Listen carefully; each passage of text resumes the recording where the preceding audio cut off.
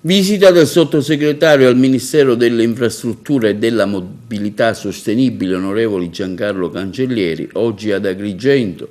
Alle 11:30 presso la Prefettura di Agrigento si è svolto un incontro con i sindaci del territorio per il punto della situazione sulle infrastrutture della nostra provincia. Quindi sopralluogo alle ore 15 sul viadotto Acragas Morandi per l'apertura al traffico per i mezzi leggeri, annunciati anche altri provvedimenti che riguardano i nuovi progetti in cantiere, la realizzazione di una tangenziale che collegherà la zona di Palma di Montechiaro con la strada statale verso Caltanissetta. Alle 15 della giornata odierna riapriamo al traffico leggero il viadotto Acragas 1.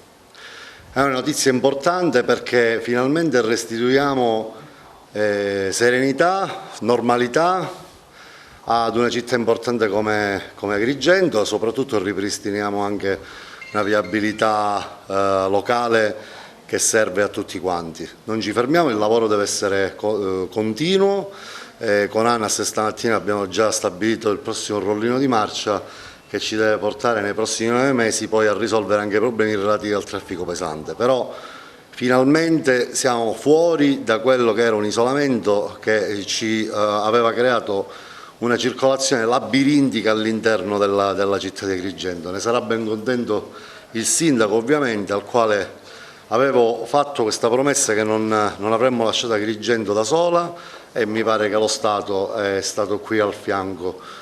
La stessa promessa l'avevo fatta al cartello sociale per tutta una serie di infrastrutture. Credo che questa sia nella nostra lista di cose da fare, la possiamo passare su quello fatto, anche se parzialmente dobbiamo continuare a monitorarlo affinché arriviamo.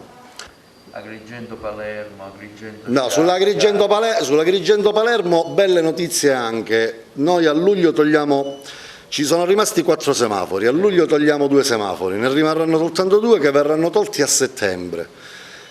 Da settembre quindi saremo a 0 semafori, in realtà abbiamo bisogno di rimetterne 1 soltanto, ma rimarrà solo 1 fino alla fine del completamento dell'asse viario principale, che vi ho sempre detto che sarà entro la fine del 2021 e continuo ancora a dire che sarà entro il 2021. Noi completeremo quell'asse viario principale. Quel semaforo ci serve ancora e verrà palleggiato da una parte all'altra perché ci sono ancora dei piccoli punti nei quali si deve intervenire. Purtroppo sono adeguamenti relativi alla sicurezza e io, guardate, sono convinto insieme a voi di farmi il giro casa per casa da tutti quanti per spiegarvi che è meglio il semaforo che non garantita la sicurezza. Questa è una cosa fondamentale. Quindi un piccolo disagio che però rispetto ai grandi che ci sono stati.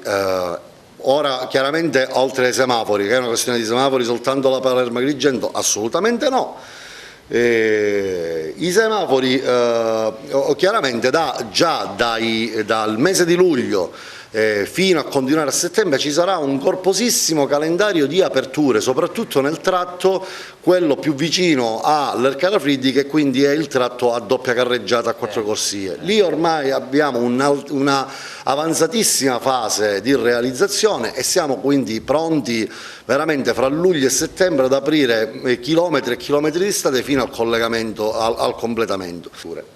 Notizia importante, perché io oggi sono qui. Queste sono belle notizie, ma la notizia più bella di oggi è quella, l'ho lasciata per ultima, e io oggi sono venuto per questa. E ho chiesto al prefetto di riunire i sindaci perché l'impegno che avevamo preso sulla Castelvetrano Gela non lo abbiamo dimenticato, è un impegno importante e quindi lo intendiamo portare a termine. Il Ministero delle Infrastrutture, dopo quella riunione di presentazione dello studio di fattibilità, ha ricevuto, io mi sono fatto, diciamo, come dire, portatore di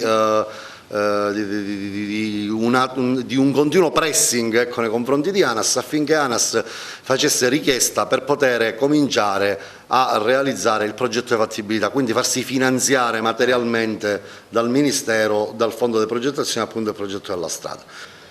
Abbiamo stanziato adesso con questa lettera che il Ministero ha dato il via libera ad ANAS 7.400.000 euro per completare lo studio di fattibilità dei due lotti che compongono la tangenziale di Agrigento, e questa è un'altra parte fondamentale perché si sta parlando di una tangenziale di categoria B, cioè quindi a doppia carreggiata con quattro sensi di marcia. Però la novità importante è che, siccome ci siamo buttati con un piede sulla tangenziale di Gela, al centro con la tangenziale di Agrigento, facciamo partire con 4 milioni e mezzo il progetto di fattibilità della Castelvetrano-Sciacca. Quindi è una novità assoluta che finalmente arriva su questo territorio e che comincia a dire anche ai cittadini di questa zona che lo Stato c'è e che non li ha abbandonati. Io sono convinto che questa è una bellissima notizia. Tempi di realizzazione di questi progetti di fattibilità per il completamento della tangenziale di Agrigento circa 4 mesi, mi dice ANAS. Da dove parte questa tangenziale di Agrigento? Supera tutta Agrigento, diciamo che alle porte di Palma di Montechiaro fino ad arrivare praticamente alla parte opposta, superando, è una tangenziale molto larga. La Castelvetrano-Sciacca ovviamente dalla A29 di Castelvetrano, lo svincolo di Castelvetrano, fino ad arrivare superando praticamente Sciacca.